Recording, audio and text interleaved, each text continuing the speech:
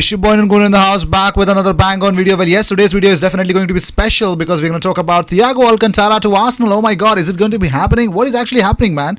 Well, not only that, we're going to discuss something more about the yesterday night's game, the Paris Saint-Germain women versus Arsenal women. How disaster of a performance was it from Arsenal point of view? And I'm not going to bang. I'm just going to spit out straight facts about the game because I watched the game barely. I completely watched the first half because I was not getting the link. There was a lot of issues, but then Sivesh Nithilan actually helped me out. I was actually giving everyone the UEFA.tv links, but I myself did not follow it. But then I did, and I watched it for free. So I think thank you so much, Sivesh, for that. So let's jump into the video straight away. So as already mentioned in my community tab, Lille did not want to complete a deal for Gabriel on a match day, and the player's entourage have denied any medical taking place. Lille and his entourage have also denied a total agreement, but he is close with Arsenal according to Mohamed Bouhafsi from RMC, so we should believe that. But not only this, there is also a big update about Gabriel that everything is completely positive. He is about to sign a contract on Monday. Well, yes, tomorrow. Yes, Mario Gunta came up with Arsenal final details for Gabriel, working on contract definition and engagement, and everyone actually was waiting for just one man to speak, and that one man was no other than Fabrizio Romano. Well, yes, Fabrizio Romano came up with something that in the middle of the night yesterday, that Arsenal increased their bid to the player and are confident to sign him. I think he will join Arsenal soon. And right after 2 hours after that, out came a big tweet from Fabrizio Romano. Well, yes, according to Fabrizio Romano, Gabriel Magalhaes to Arsenal. Here we go. Well, when you actually hear those three terms, you have to understand that it is almost done. The total agreement just completed. He will fly on Monday to London to sign his contract until June 2025. 30 million euros to Lille, add-ons included. Official statement on next week. The deal is finally done. Hashtag AFC, hashtag Arsenal, hashtag transfer. So yes, if you don't believe anyone, go and please believe only one man, and that is Fabrizio Romano. But if you still want to wait for Comunicado Official, as soon as it arrives, I will definitely post in my community tab. So please stay tuned for that. And now, as we mentioned, this is I really don't know where it came from, but let's say Arteta has spoken about Freddie Ljungberg. He says, I think we all have to appreciate the work that he's done for the football club, his commitment, his passion for it, and just wish him all the best in his new chapter. Yes, it's unbelievable. Mikel Arteta understands why Freddie Ljungberg has to leave. So I think everyone has their wishes and desires to actually work further forward in the managerial career.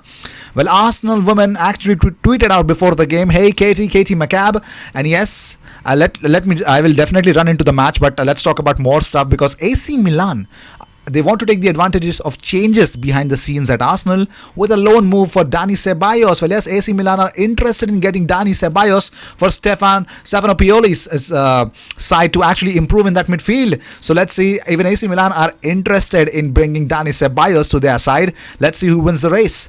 Arsenal had an interest in signing Felipe Anderson on loan, but West Ham will only consider selling him permanently. Imagine Felipe Anderson at Arsenal. I know that there are some people who are wanting him, but we'll exclusively can discuss about it in the live. So let's talk about, I think this is not Arsenal related, but this has to be I have to somehow come up with this, that a local resident witness named Kafatos, he spoke about Harry Maguire incident. He said another group of British men started abusing them, saying he was a rubbish footballer and played for a rubbish team.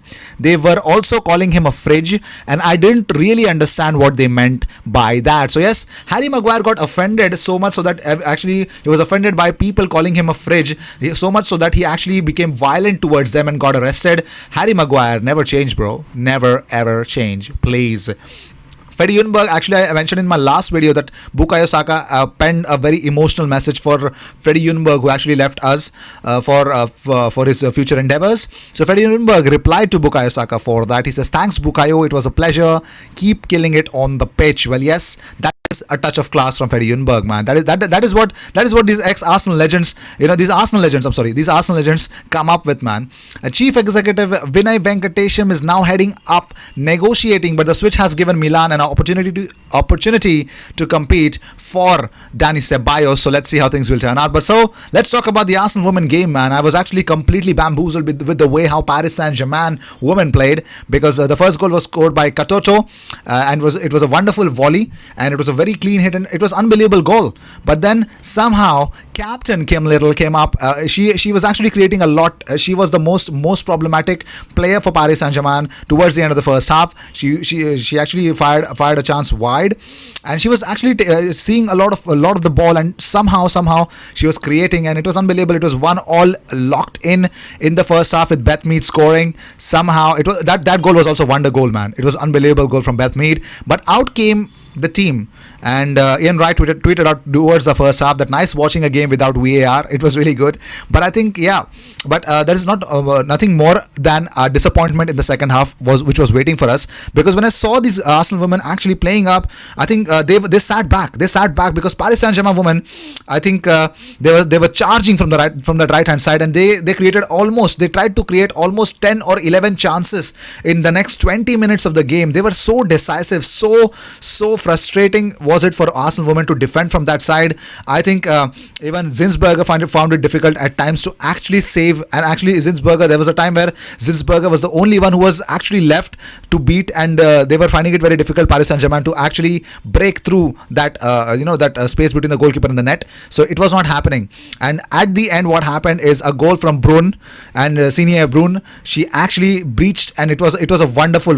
I think it was a big mistake there by the Arsenal woman player. And yes, that second goal actually killed the game because we were quite deflated. Our midfield was deflated. Our defense was completely used up. But trust me, the biggest point was not that our players did not show more motivation. They did try towards the end. I think they showed the spirit, but they did not have the legs for those spirit. Well, if your spirits are high, if your training is such that your legs give away right after the 60 to 65 minutes, I thought that our team did not have the legs to actually even make those runs. There were passes from Vivian Medema, there were passes from Van de Donk that were thrown into the flanks, but nobody had the power and pace to beat the Paris Saint-Germain women. Every department of Paris Saint-Germain women had the pace, had the quality. It looked like you actually put a Tata Nano in front of Lamborghini, man. I mean, the difference was such in terms of stamina. I really did not like it. I know it was a very bad example, but still. Anyways, well, they lost the game 2-1. I think they deserved to lose because they did not have the legs, but that does not mean that they will not come back strongly. I hope that they will.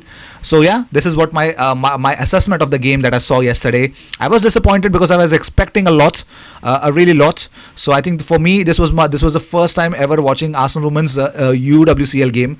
But yeah, we are the only ones in England to have it, so let's see.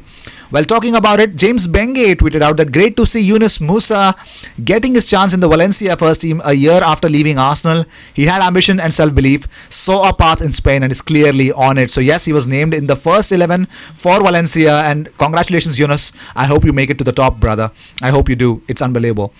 Arsenal women tweeted out, we will bounce back, we will be stronger, # we are the Arsenal. Well, yes, definitely we will be coming back again, but I think we now I understand what they actually need to happen. But moving on, Mikel Arteta is preparing to clear the decks in a bid to balance Arsenal's books and give himself some more room to move in the transfer market.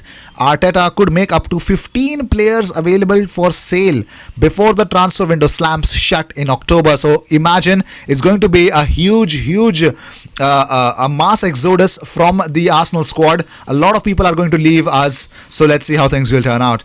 And Arsenal women actually through a classy tweet again after this, they actually posted after the game, thank you for your support tonight, Gunners. It simply isn't the same without you. There, it's beautiful, isn't it? But let's address the elephant in the room.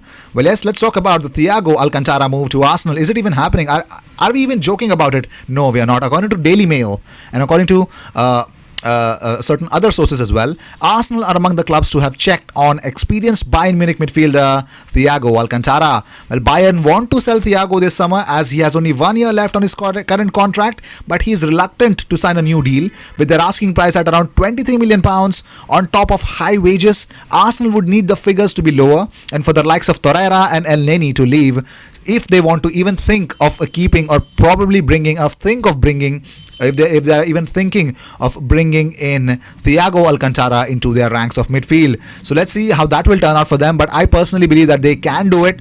But let's see. Please mention me in the comment section. Do you guys actually want Thiago Alcantara if it is possible? The wages would be the problem, but let's see. Arsenal women had one more tweet towards Zinsberger, that head up team we are all so proud of you. Yes, Arsenal women, they tried a lot, they did that. So let's see how things will turn out for them. Well, Quincy Promes has opened up about being linked with Arsenal. He says, that's a rumor, I can't go into it. I am amazed at the interest. I have just been here at Ajax a year. Everyone knows that I'm happy here. I'm not eager to leave. So yes, Quincy Promes has opened up about his Arsenal rumor, the rumor that actually made him linked to Arsenal. It's just a rumor. He's addressed that. So yes, I also personally believe that yes, it was just a rumor, a very initial exploration about if Arsenal just wanted to know his price tag and nothing more than that.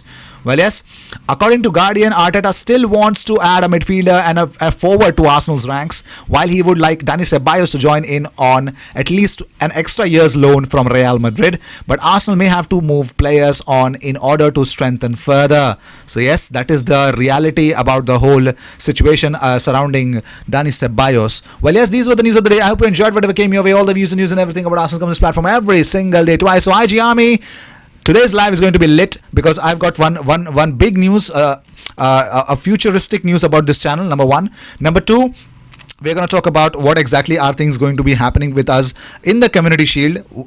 I've got some good plans for Community Shield as well, but not only that, there's something huge in the trivia, because for those who do not know much about the Invincibles, today's trivia is completely based upon the 2003-2004 the legendary Invincibles squad. Yes, we're going to talk about the Invincibles squad in the trivia. So if you don't know anything about it, don't worry, bro. You can always attempt those questions and know more about them. So these were the news of the day. I hope you enjoyed whatever came your way. I will see you in my next video. Until then, cheers, and don't forget to subscribe.